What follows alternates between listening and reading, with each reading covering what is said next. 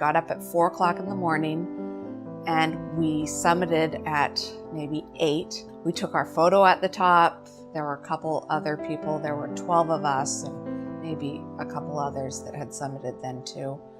And then we were coming off the mountain. And I was moving pretty fast, and so were 3 of the other guys. And we got permission from the rest of our group to glissade off the false summit. And I remember like being kind of scared about doing that, but I'm with the guys and here we go. I'm just like, where are we gonna stop? How is this gonna happen? And I don't remember anything after that. I remember no fear, no impact, no memory.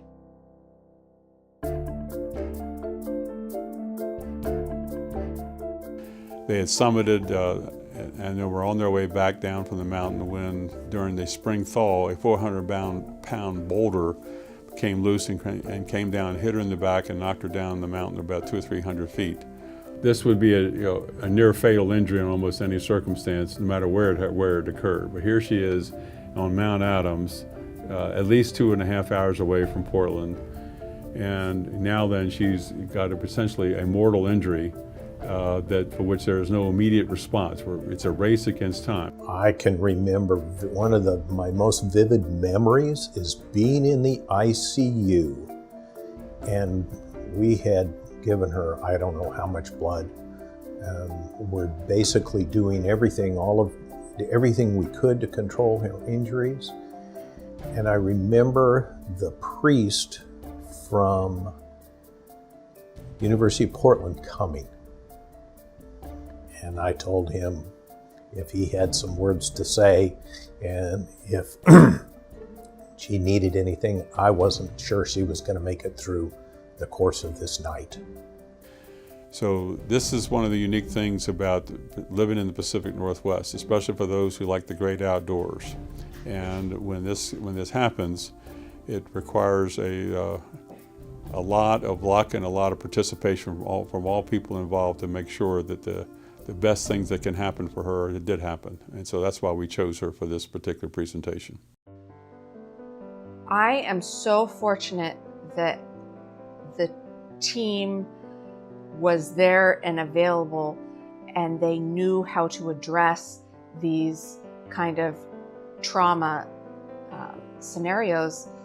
If the education and the resources hadn't been out there, someone like me with a mountain climbing injury, death, bleeding internally, would have no chance, no luck. And the resources we had here, you couldn't ask for a better scenario.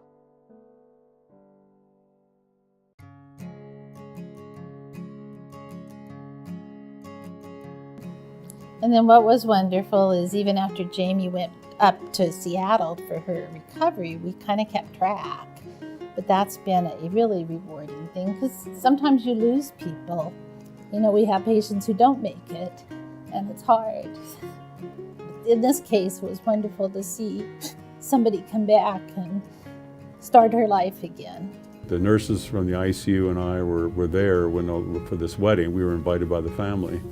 And it was like a reunion. It was unbelievable, the amount of support that we were given and we were able to give back to the families for this recovery.